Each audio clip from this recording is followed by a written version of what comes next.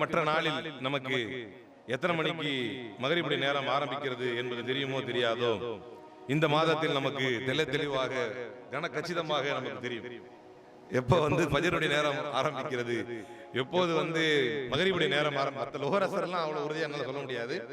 நம்மளுக்கு அவ்வளவு அருள் புரிந்திய மாதம் என்பதனால் அவ்வளவு தெளிவாக தெரியும். அல்லாஹ் எல்லா துவாவையும் அதிலும் குறிப்பாக ஒரு இமாம் பயானிலே சொல்லி இருக்கிறார்.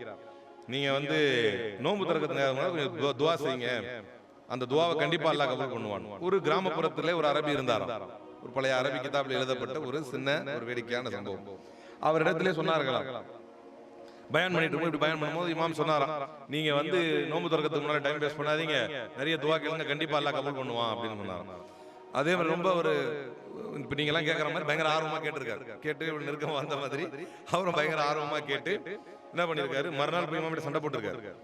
நான் ரொம்ப உருக்கமா அல்லாட்ட இது கேட்டேன், நோம்பு திறக்கும் போது கபூலே ஆகல, அப்படி என்னதான் துவா கேட்டீங்க? எல்லாம் நோம்பு வைக்கிறது ரொம்ப கஷ்டமா இருக்கு, நாளைக்கே ரம்ஜான் கொண்டு வந்துரு அப்படின்னு நான் கேட்டேன்.